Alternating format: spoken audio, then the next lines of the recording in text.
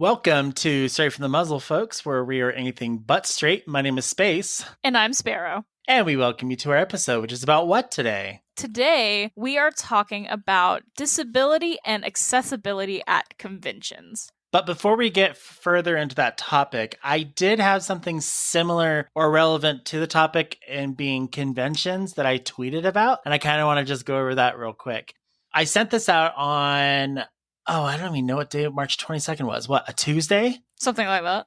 Yeah, we'll call it Tuesday. It may be Monday. And I basically asked y'all, if you could take only 3 things with you to a furry convention, what would you bring? Initially, the reason I was thinking about this is because I was actually walking and picking up records to the hospital, and I was thinking to myself, if I were on a deserted island, what 3 things would I take with me? And the first thing I thought, I'm like, a power source. And then on top of that, I put like a smart device and a modem that connects to underwater cable and internet. so I can like research, be like, oh, okay, I need to do this to make a spear or whatever. And then I thought to myself, I'm like, oh, it'd be interesting is if you could just limit 3 things to take to a furry convention, what would people actually put? One of our resident hosts, Boomy, she put deodorant, snacks, and phone. Got to smell good, eat, and capture memories. We've got Zania the Centacore. What is a Centacore? Sounds like a centipede tar. I don't know. Is that what it is? I'm going to have to look at that later. They said water, plushies, and a sign saying suitor is anxious. Do not approach quickly. Right on. I like how they said the sign, but not the suit. True. That's funny. Ronan said a DLSR, creative monster, and lube. It's either lube or condoms, but it's one of those, you know? God. Jack, the reanimated rabbit, says deodorant, a change of underthings, and my wallet. There you go. That's important. Chimera says money, deodorant, and a camera. Pay for stuff I need, not be stinky, and get some great pics of awesome suits. And Kronos Blood said a suit, a hat, and a ton of money. Yeah, for all those bitches and hoes. Oh my God. Throwing them dollar bills. So what would you take if you had 3 things you could only take to a convention? My insulin, a blood meter, and some fruit snacks for low blood sugars. Because I can't die.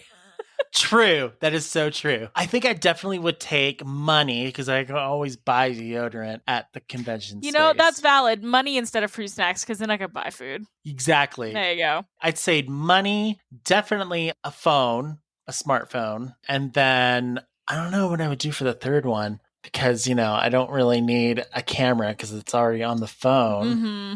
I don't know. What would I pick? Don't you take medicine for your Klinefelters? Oh, yeah. Medication. Yeah. I take my medication. Also. Yeah, for sure. I mean, if I didn't take my medication and I went to a convention like 3 days, fine, without any medications if I don't take any. Anything beyond that, you don't want to know. You'll be grumpy on the way home. It's like a mental breakdown. I will literally flip my shit. But anyways, onto our topic about disability and accessibility at conventions. Mm-hmm. Now, the reason that we wanted to talk about this actually was, God, I forget the convention that just happened. Was it TFF or something like that? Texas Furry Fiesta? I think. Yeah.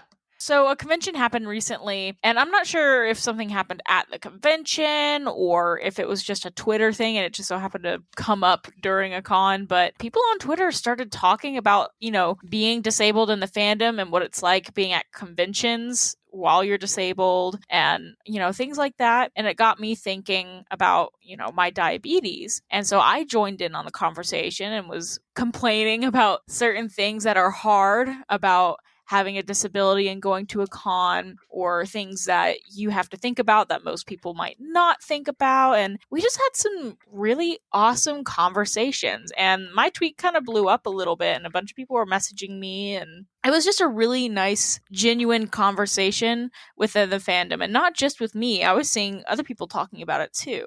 And while it is sad to know that there are people out there that have trouble going to cons because of these things that they can't help, it was nice seeing a lot of furries who do not have disabilities talking about it, because it's just not something that I really hear brought up very much. And it really inspired me, and I messaged Space, and I was like, man, we got to talk about this. It's a really fascinating topic because it doesn't get talked about. People who have disabilities, if it's not a physical one, no one tells people about it because they don't want to have people think differently of them. That stigma is still very much alive no matter how far time advances. It will always be, I don't want people to know because they'll treat me differently. I've done the same thing too. I've also used that wall, and I don't freely tell people, unless you listen to this podcast, I don't freely tell people, oh, I've got, like severe chronic depression, anxiety, and all these other things going on. Because I don't want them to think like, oh my God, this guy's a problem person. No, so I just don't say anything at all about it. In my opinion, I don't know if the people that I talk to would even care. Yeah, but it's the thing just with actual people, when you experience disabilities, it's just that innate fear, whether we've grown up with issues with people at school being judgmental or, or even family members. Like, I remember when I was first diagnosed with diabetes, and it wasn't teasing or bullying from family members, of course, because they were concerned, but it was just them choosing to not educate themselves about it. So when you're a type 2 diabetic, it's good for you to eat a lower carb diet, sure, but you don't have to. You can take insulin for whatever you want to eat. And you can also diet out of it too, or work your way out of it medically. Only for type 2, not type 1. Only for type 2, you're right.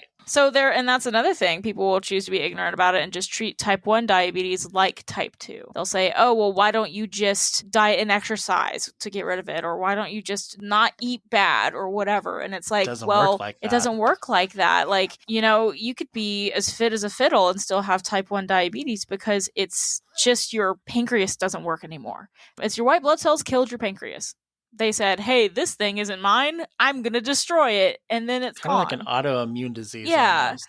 So, it's just, I had family members who, I was diagnosed close to Christmas time. And I remember on Christmas, instead of being able to enjoy myself and to, have a normal middle schooler Christmas, I mostly got sugar-free candy from my family members. And not only A, is sugar-free candy disgusting and gives you the runs, but B, it's the same as normal candy for a diabetic because what they make it with still has carbohydrates, and you take insulin for carbohydrates, not sugar. So it was just really disappointing. It was like I just went through this traumatic thing, and a week later, I'm looking forward to having Christmas, and all of my family members are trying to limit what I'm eating at Christmas dinner and are giving me sugar-free candy as a gift and just making it all about that control, even though it wasn't what I needed. Right. And I know that's too much of a personal story. We're going a little off topic, but I mean, and I'm not defending your family here, but in their sense, because they weren't as educated as you would hope them to be, on their end, they're probably thinking that this is a great idea and not really knowing any better. Yeah. And it's not like they had ill intention, but it is just that unwillingness to Google something. You know what I mean? Especially since as I got older, 10 years later, they still acted like that. Even though I would try to educate them, they just wouldn't listen. So I can see why people would keep some things to themselves. How the hell did that move? You got a ghost? Maybe. There's... I'll just tell you, I've had side tangent. I had a night terror the other night. Uh-oh. I only get them once in a blue moon, and they're usually the same thing over and over again, but this one was more vivid and clear as to what was going on. But I won't say or recognize what it was that I had in my dream, mostly because I don't want to draw attention to myself because of it. But after that, the past couple of days have been a little weird. Things have been happening, and I'm just like, oh my God. So I'm on edge of I was walking out to the parking lot after work, and a car backed up, and I literally froze and dropped my keys. I've never dropped my keys in the parking lot, and I don't freak out because I'm usually aware of everything going on, but that something threw me off. But I just happened to turn around, or no, I was sitting here looking at one of my monitors, and I noticed that Felix's chair turned, and Felix isn't even in here. No one's in here but me. So anywho, what is a disability?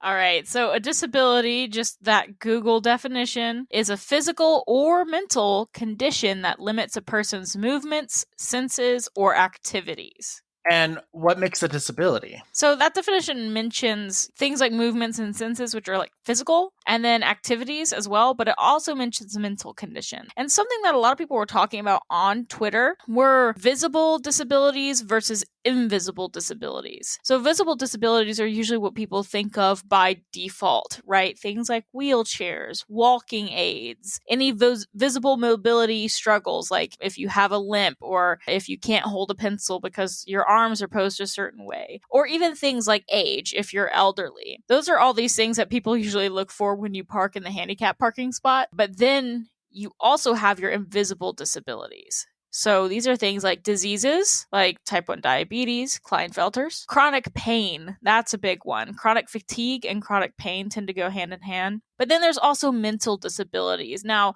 there are people that have depression, that have anxiety, that have, I don't want to say a lighter version of it, but a manageable version of those things. But if it starts to affect your daily activities or even your senses, then mental disabilities can become more extreme. Things like if you're on the autism spectrum and you are further down on that spectrum, right? So they can be mental as well. Have you ever seen those videos online? And they're kind of like Karen videos. Have you ever watched Karen compilations?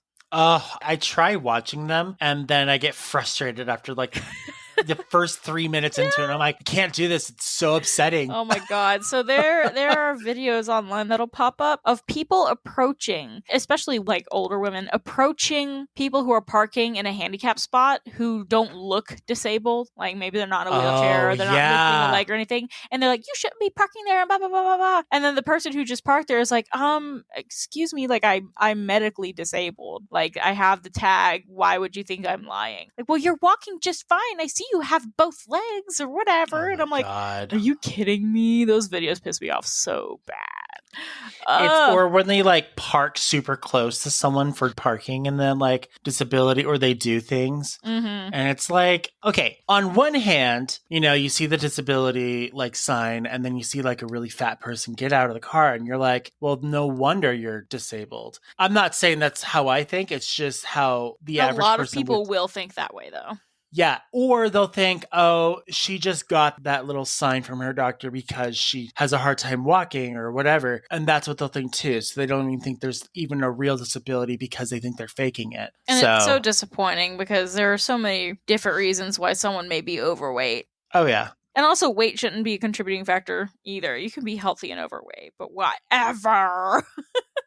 So I just learned that there's a medication called Seroquel. And it's like an antipsychotic drug, but the side effects of it help you sleep. Nice. And because I'm an insomniac, it takes literally like a tranquilizer to get me to go to bed. What I didn't know is that Seroquel actually makes you gain weight, and it makes you gain weight fast. And if you're trying to lose weight while on Seroquel, you won't be as successful.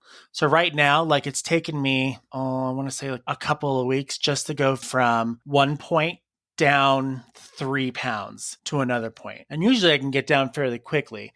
So it's been concerning. So we're weaning me off of it, but it's frustrating. I bet. It's so frustrating because it's like all this time. No wonder it took so freaking long to like lose the weight. Like last year, I lost 60 pounds. And then my doctor prescribed me with Seroquel because I just couldn't sleep. This is before I went to a therapist or anything. And since then, I started to gain the weight back faster and faster. And a lot of my behavior started to change a little bit more, not towards the good. And so now I'm like back to my starting weight where I was last year. Kind of frustrated. I know. Yeah. And there are a lot of frustrations that come with having diseases and disabilities. And that's something else that I feel like we're talking about conventions specifically today, but even in online communities, I know I've seen a handful of fursuit makers who have disabilities or they have diseases, and they might take a little longer to make fursuits and to fulfill orders because they have chronic pain or because they just struggle with their health, right? And they need more days to catch up when it comes to health. Or they might struggle with money more often because medication can be expensive.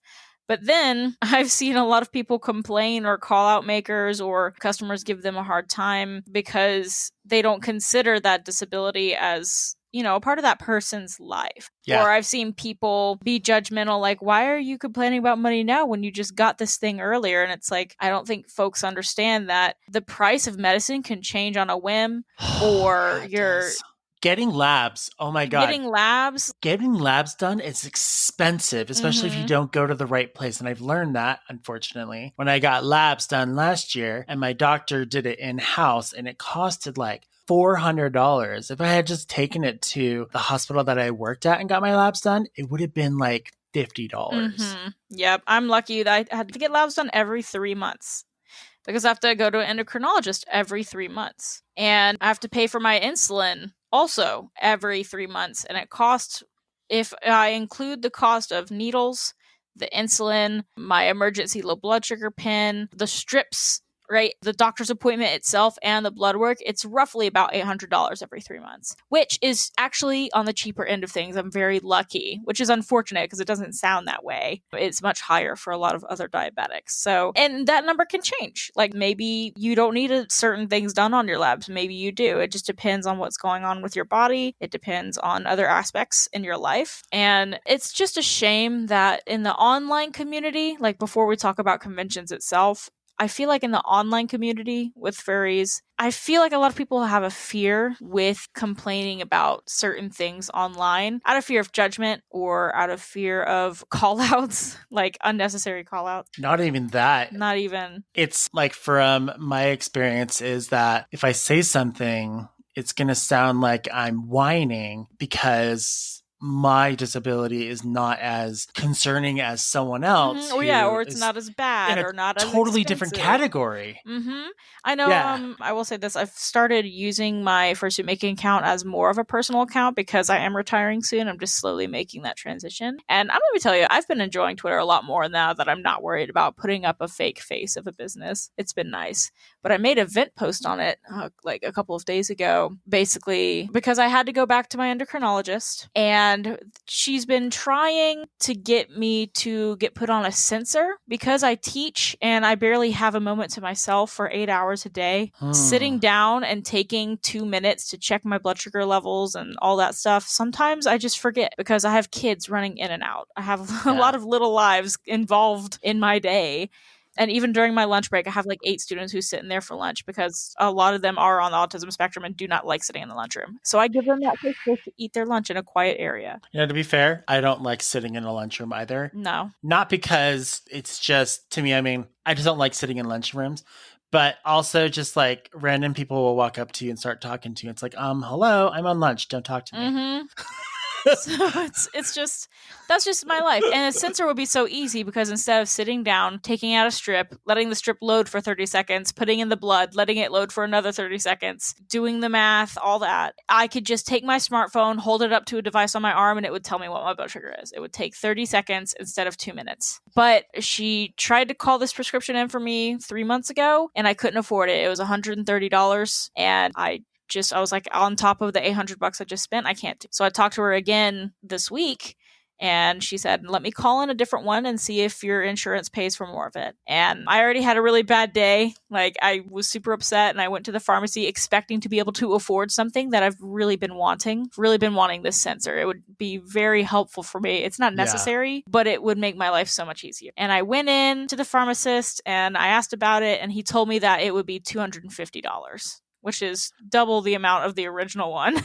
And because I was expecting it to be cheaper, because that's what the doctor said, like my heart just kind of crumpled on itself. And my eyes started just tearing up in front of this poor pharmacist. And I'm sure pharmacists are so used to seeing people cry after they hear prices, unfortunately. But, and before I just had a mental breakdown in front of this poor CVS pharmacy employee, I just went, you can cancel the order. And then I walked away. Because I was like not about to cry in front of this man, and it's draining. So I vented on Twitter, and I was kind of scared to, but I did anyway because I was just a little desperate for some comfort somewhere. And I was so scared that somebody would say some shit like, well, maybe you could afford it if you didn't get that tattoo this week. It has nothing to do with it either. And that is some shit I've heard before. Not on to me. Nobody has said something like that to me. Because I did get a tattoo recently. And sure, I could have saved that money for something else. But also, the expense of diabetes is an unknown expense every 3 months. I don't know how much I'm going to spend. I'm also a brand new adult that just got insurance only a couple months ago. So I'm still trying to figure out how it works. But I was just so scared of that judgment from my own community online that I did get a message from Cyber, actually. Such a sweetheart. And she was comforting me and asked if I had a Ko-fi or whatever. Cyber as in like Cyber that has a bajillion of her own fursuit Cyber? Mm-hmm. Dude, I'm jealous. She's really nice. I interact with her a little bit, and a few other people messaged me as well. I only got nice comments, like just being like, it's okay, do you need donations? And, I'm not going to take donations. I would feel so guilty. Yeah. Especially since I'm managing to scrape by, right? Like my head isn't underwater right now. I'm just uncomfortable, but I'm not underwater. But I still, even though I got only positive comments and only support, I still ended up deleting the tweet after like 3 hours. Because I was so anxious about it. And I just feel like that stigma needs to change, at least in the online community. And I feel like after seeing all these posts talking about conventions specifically, that change is starting to happen. And it makes me happy. I feel like maybe a couple years from now, people won't have to feel as scared to talk about their disabilities, to talk about their diseases and the struggles that come with it. Yeah. And I bet a bunch of our listeners here can totally agree because I'm sure some of you or a lot of you go through the same thing that we go through. I don't even use I use our Twitter, the podcast Twitter, and I just reopened up my personal Twitter because I'm like, all right, I'll start doing this again. But it's like it makes me anxious to post certain things. I'm like, what if people react a way that I wasn't expecting? Mm-hmm. And you never know. But I guess the important part of that is to take a leap of faith. Take a leap of faith and stick with the people in your community that are good people and that you meld well with. And I would say so far, I surround myself with good people. And I hope most people would. Yeah. Yeah.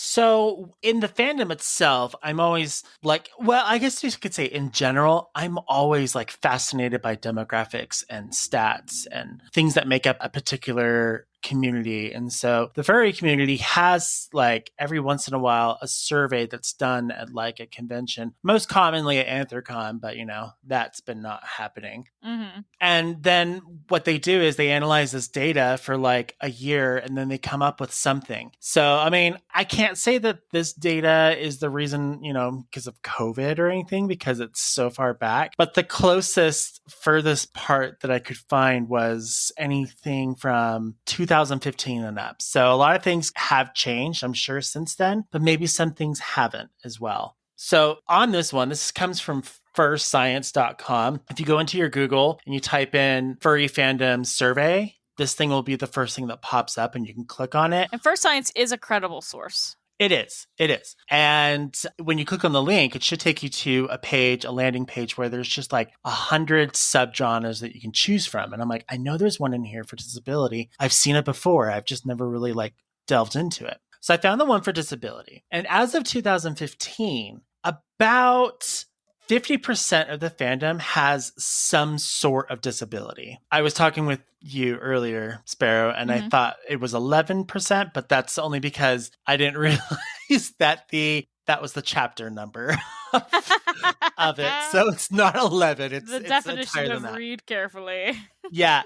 So any disability, that's about 50% of the people in the fandom that have it. And if you think about the furry fandom in general, I have to think that a good portion of that is somewhere on the autism spectrum, somewhere. Yeah, the furry fandom has a lot of people on the autism spectrum. And that's not... It's not a bad thing. It's not a bad thing. It's just the fandom is very passionate. And a lot of people who are on the autism spectrum have hyperfixations and are very passionate people by nature. So it makes sense. Now, to keep in mind, when people usually think of autism, they also associate it with Down syndrome. While it can be on the spectrum, it's not the same thing. There are different areas. Think of a giant ruler, and each of those different marks represents a different type of autism. And so Downs would be something completely far away. In fact, my chromosome makeup of XXY is only 1 or 2 additional X chromosomes off of being Down syndrome, which is really interesting. But if you compare them side by side, we're way apart from each other when it comes to like mental and physical behavior. So it's really, really interesting. So you hear that someone's autistic or you hear something about it, don't automatically jump to think to the conclusion, oh, this person's a problem, or oh, this person has like a really severe like Down syndrome. Just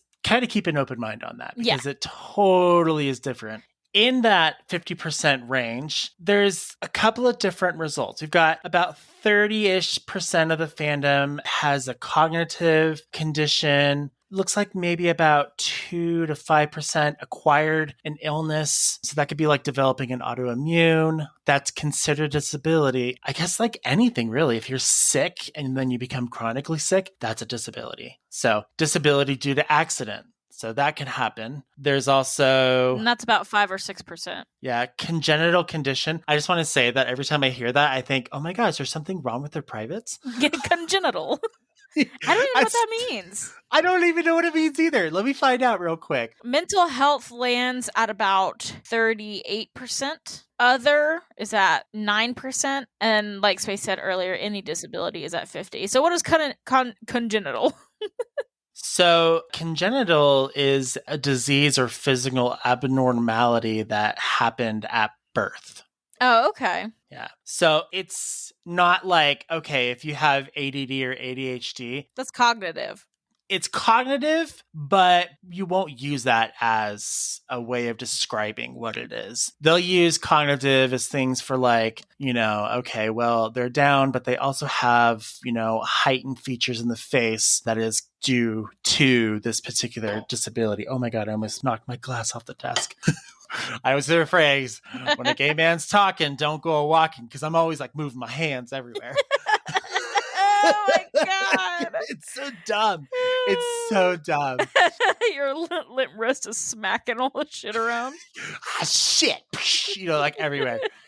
Now, in this particular disability in the fandom chapter, I'm really sad to know that there's only 2 actual demographics. There is prevalence of disabilities in the fandom, and then there's a fursona function. And I'm not sure if the fursona function meaning that they've like adapted their disability into their fursona, or if they use their fursona as a way to escape from their disability. I'm not sure, but I'm really sad to say that there's only 2 of those options.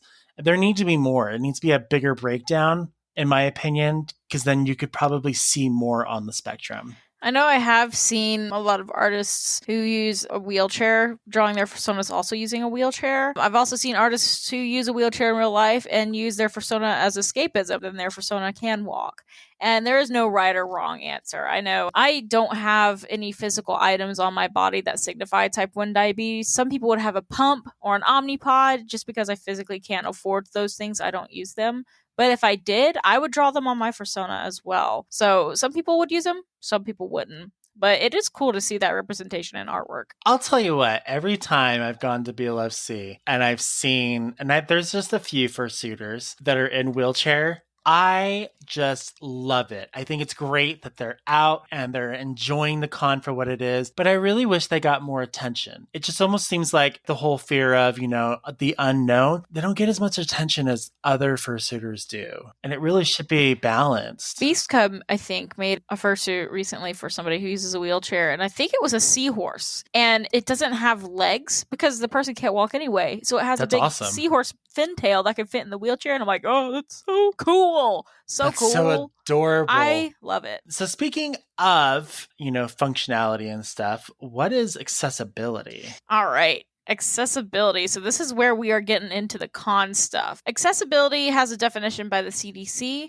and they say it's when the needs of people with disabilities are specifically considered and products, services, and facilities are built or modified so that they could be used by people of all abilities. So not just people with disabilities, but people who are also able-bodied. So for example, a classic hospital setting has every option available for disabilities. They have ramps, they have accessibility of elevators, they have special types of mobility for all different types of people, and that's always available. But if you were to go to a convention right now, I can guarantee you probably none of that's available except for maybe the elevator.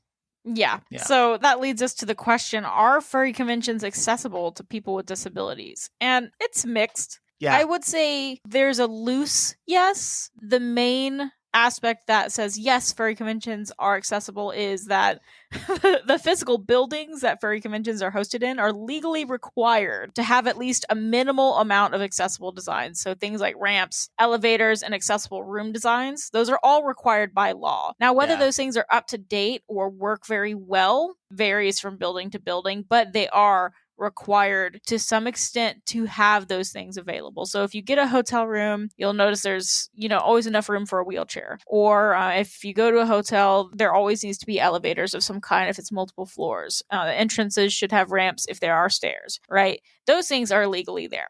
Yeah. But when it comes to the convention itself, not just the hotel, I would say that for the most part, furry conventions are not very accessible to people with disabilities. I wonder if that's just a design feature that just gets overlooked, or if they think it's not a big deal. A majority of our attendees don't have disabilities, so it's not a big problem. And they just kind of like scoop over, or they think, oh, well, the hotel has, accessibility things, so we're good. Mm-hmm. Yeah, and so either they glaze over it, or maybe they just genuinely don't think about it. Because if you live your life able-bodied, then you have no reason to think about those things. Or if you don't have somebody in your life that's disabled, then you probably just won't think about it. And that's not an evil thing.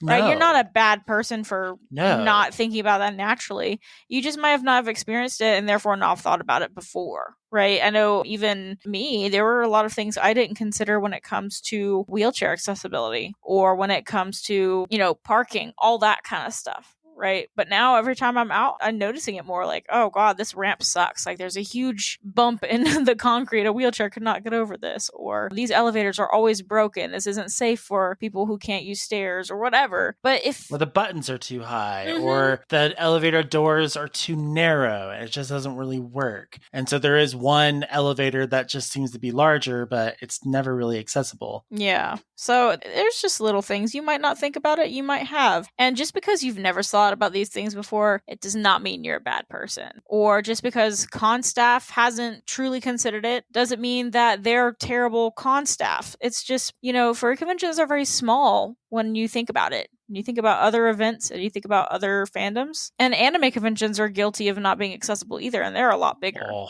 So if anything, they should think about it. They got the funding too. I like to think of like anime conventions just full of Sonic fans and furry conventions full of like semi-organized people. Oh my God. But that's what these conversations are for. Right? Whether it's coming from us or from Twitter, like the conversations that have been going on the past month. And then the great thing about the fandom is I feel like, even if people don't think this, but I feel like when things are talked about on Twitter, whether a convention posts about it or not, con staff is probably going to talk about it in a meeting of some kind. Yeah.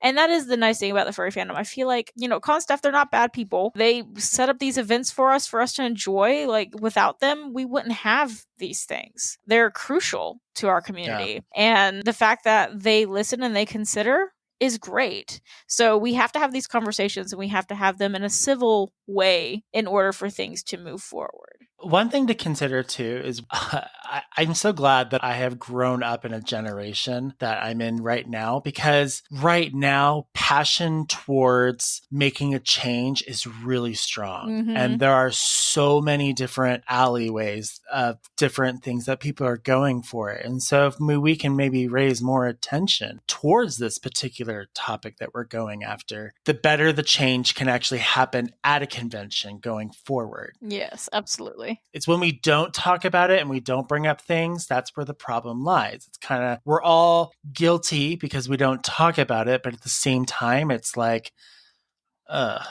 in this situation, it's like ignorance is bliss, but only for the able-bodied. Yeah. Right? Oh boy. So let's start with the very start of the convention. What's the first thing you do when you get to the con? Register. You gotta register. You get your hotel room, but register. Oh, well, yeah, that too. But yeah, registration. And goddamn, registration. It can be easy. They've gotten better. It's gotten better, but there have been years where it's hell. Like, I remember one year FWA's line was like 8+ hours long because they didn't have enough.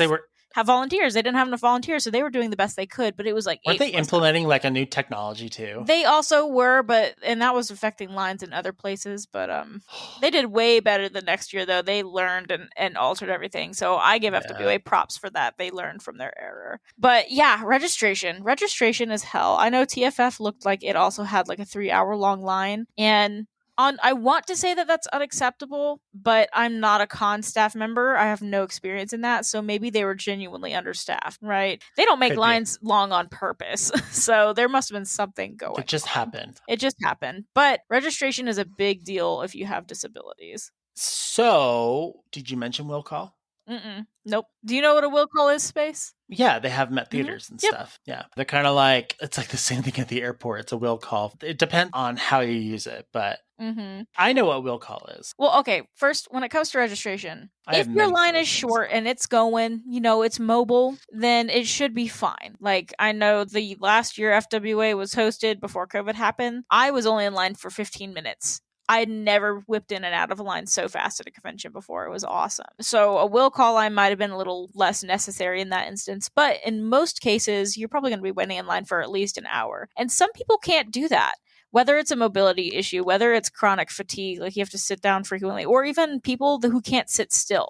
Like sometimes you can walk and enjoy a con for a long period of time and be fine, but as soon as you're standing still, that's when the pain sets in, right? Yep. So that's when lines become tricky. Or if you have a disease, like again, with diabetes, I'm talking about it a lot because it's just my experience, right? If I'm waiting in line for more than an hour, 2 hours, I can get fatigued. Even if my blood sugars are steady, there's something about standing still that really messes with me. I have restless legs. Yeah, my circulation isn't very good. Yeah. And it's because of blood sugars, right? Or you have to pee a lot when you're diabetic. That's just a fact of life. Every hour or two, I'm in the bathroom. And waiting in line, if I have to go to the bathroom, then I lost my place in line. I got to start all over. Or if I have a low blood sugar, now I should be responsible to have snacks on me to make sure I'm keeping myself safe. But shit happens sometimes. Or if you're waiting in line for 8 hours and you ate your snack, it's gone now. Like, if you're at a con by yourself, it's just... lines can be detrimental for people with disabilities. And so having a will call can help fix this solution. I have seen will calls at anime conventions, but I have not seen one at a furry convention before. And if they did exist, they were not advertised. Or just they were pretty much discreet. Or they were discreet. Yeah, and I can understand why they might want to make it discreet, but they should at least have information on their website. Why don't you explain what a will call is? Oh, okay. So if we're talking about people who can't stand in line for long periods of time, you could sit in an area. It's like having a ticket and you can just wait and then they call your number. That's one way. Another way of saying it is you could have like a will call could be like a different area where you can go to get your information, which would be actually a really good deal if they had it right there. If I'm explaining will call correctly for you, I'm not sure if. Yeah. Yeah. Essentially. If they had like an area, like even in registration, so in registration they have their one area. I don't care where it is, as long as it's accessible, they should have another area for the disabled. Now that can also fall under, they could put like medical alerts reasons or things that matter. And that's where you would go, Bean, if you need, Sparrow. Still getting used to it.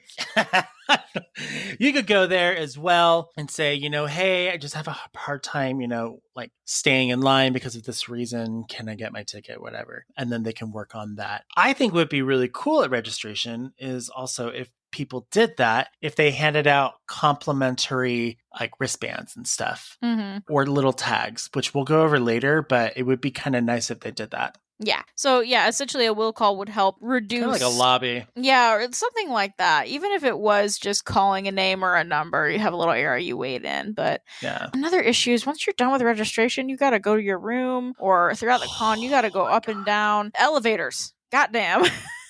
Everybody always has issues with elevators at cons. It's inevitable, right? It's just how it is. It's just busy, especially on check-in and check-out days. It's just a lot. And not only do you have the similar issue of waiting, and it's usually not as bad as registration, but you also have instances where maybe you're going up to a room for a reason, like you're having chronic pain, or you're having a low blood sugar, or you need to take your meds, or a panic attack, right? And you need to get there. And elevators can be an issue because there is an unspoken rule at cons that you let the fursuits in first, which is, good in theory. Like, I get it. Your vision is skewed and you might be overheating or hot or whatever. But there are people outside of suit as well that might have these medical emergencies and they need to get into the elevator. And they have a hard time because you're not just going to go around being like, hey, I'm disabled. I have a disability. Can I get through? That's embarrassing. Right. So having a staff member kind of manning these elevators, so you just have to go up to that staff member and be like, hey, I'm having a medical emergency, or hey, my pain is flaring up. I need to get to my room. And then they can make sure you get in on the next stop. Yeah. So whether it's a FurCon staff member or a hotel staff, but someone should be there. Honestly, I think having just a staff member in general facilitating the elevator would make the lines go faster. I think so. And usually it does. I know FWA did that one year. And I can't remember what year. COVID has kind of fucked with my memory real bad.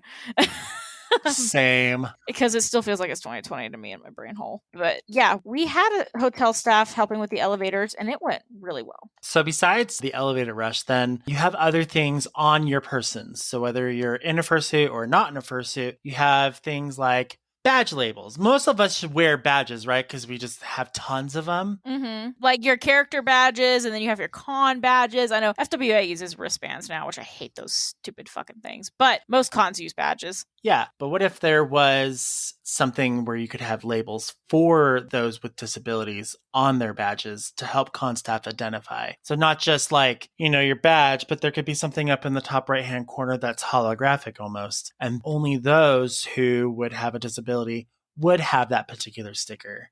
Yeah, and it reminds me of some conventions when you register and you have to use your ID or whatever. If you're a minor, like if you're under 18, Yeah. sometimes they'll put a color stripe on your badge. Usually it's green. So like, let's say you have your con name on there and then it's highlighted in green. And that means that you're a minor, so that when you go through the artist alley, people know not to sell like pornography to you, right? But they could do something similar to that even. It would be so simple and so easy. Just put a red stripe on there because red is commonly associated with medical aid, right? So just put a red stripe or put a little red symbol somewhere on there that just signifies that, hey, this person has a disability. It doesn't have to be specific if you want to keep it private.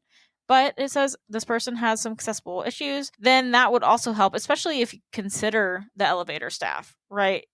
An elevator staff, it might make things more complicated for you to have to say, hey, I'm having a thing going on. Can I get on the elevator? Instead, you could just flash your badge. And then they would be like, thumbs up. Okay, I'll let you on. This might be going like a little too further, like too much into the badge itself. But it'd be kind of cool as if there was like a barcode on the back of it and it's only special to those who actually have like medical issues. The barcode could be scanned and it would just say like, this person's diabetic. They need to go to the front of the line first. Yeah, like a QR. Or if the person passes out, then con staff could scan it or something. And it would have like emergency information on it emergency right away. Phone numbers. That's kind of a cool idea, actually, Space. I like that. Especially with all how far we are going with tech and everything. It just only seems like that would be a quicker way of doing it. Now they'd have to work out the kinks and stuff, but I'm sure it could be done. Yeah. Honestly, for everybody, having a QR code with an emergency contact on it would be great. That would be awesome. Because I think you do have to put in an emergency contact when you register at a convention. That's like a normal thing. But having it accessible would be great.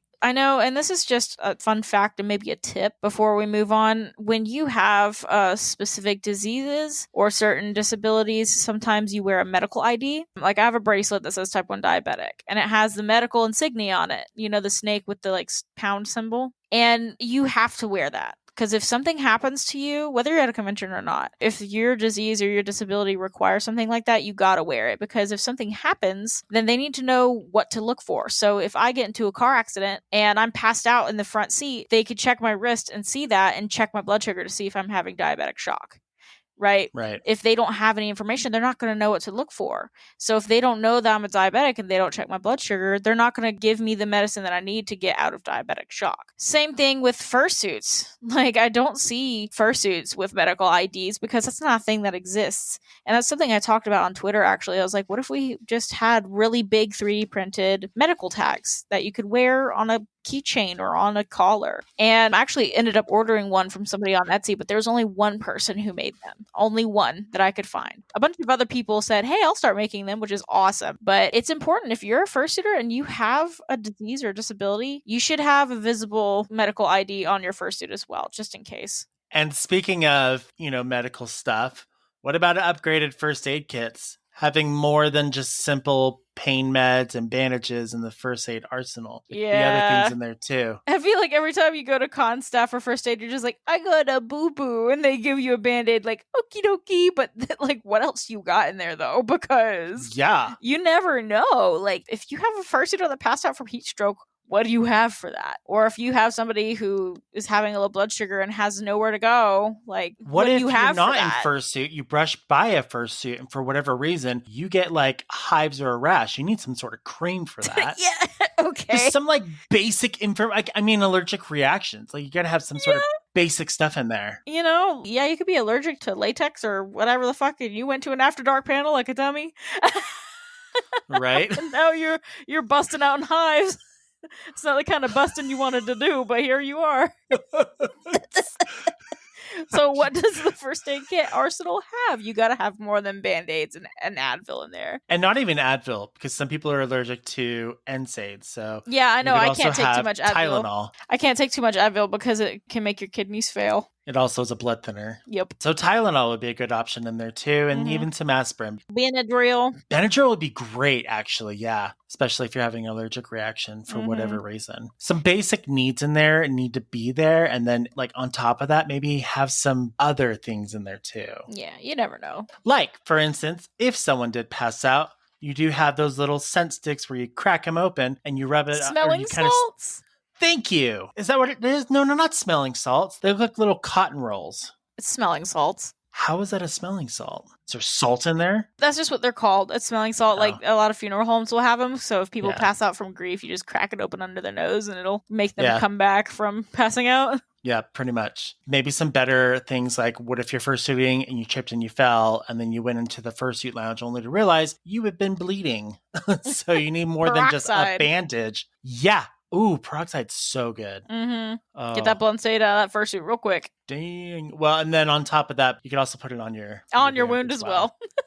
It stings like body. A mother bitch, but it's also really cool to watch because it kind of like self-cauterizes in a weird way. Yeah, that's true. Yeah. Oh, man. So once you get further into the convention, especially on Saturdays, you have a lot of events going on. And I've thought about this a lot whenever I go to dance comps, especially once I'm deep in there. Dance. I'm sitting there and I'm like, how am I going to get out of here if I need to get out of here? Oh my God. Because it's so crowded and it's so energetic, and that's what it should be, right? It's not like watching an opera, but it gets me thinking about, especially people with mobility issues or people who have sensory overload. How do they get out of that situation quickly if they need to?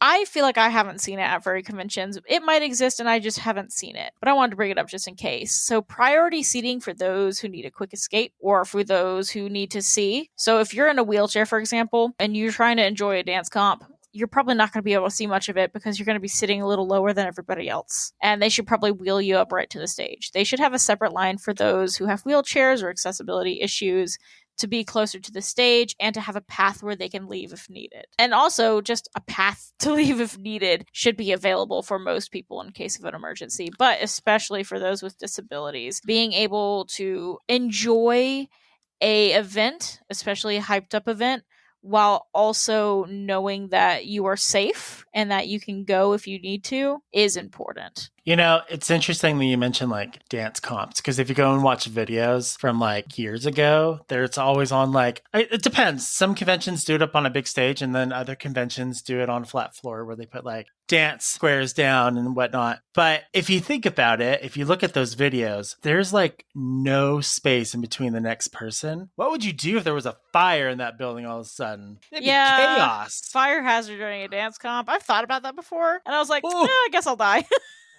Yeah. The dance comp is my favorite part. So I'm like, if there's a fire, I'll just stay here and keep watching.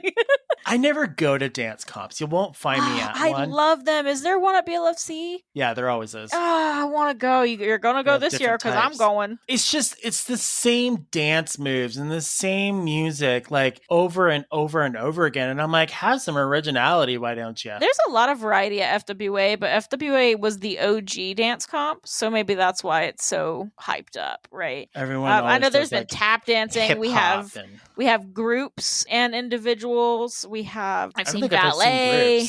Say what? Tap dancing would be a lot of fun in fursuit. Yeah, I remember seeing a shepherd dog fursuit like 5 or 6 years ago tap dance, and it was so fun. That would be cool. And Yippee Coyote and I think Sadie did some really cool like ballet, tango looking stuff. And there's also, he goes every year, and I'm totally blanking his name. I'm sure some of you will realize who it is. He's, I believe he's a golden retriever or a collie perhaps, or even maybe just like a regular dog, golden colored though. And he is a trained and professional ballroom dancer. JD.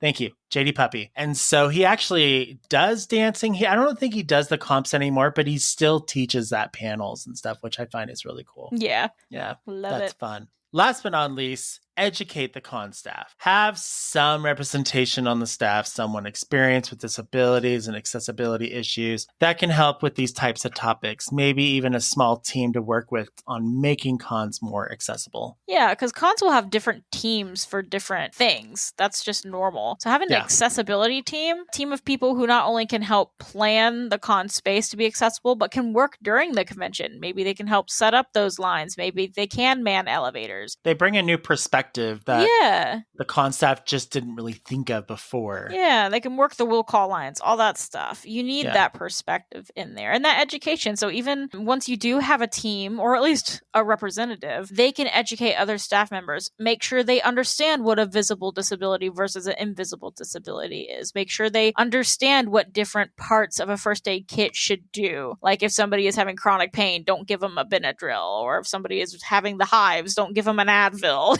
You know what I mean? Yeah. Like making sure you have someone on staff. And furries are smart as hell. We have a lot of people in tech. We have a lot of people in the medical field. Like cons should make some posts online like, hey, we are looking for people who are professionals in these fields to help us. Like cons should not only reach out for volunteers in general, but reach out to professionals. I think BLFC has like 1 to 3 EMTs that are trained. So that should be that's good. Great. That's always great. I don't know if they're always there like full time during the convention, but it's always great to have. Yeah.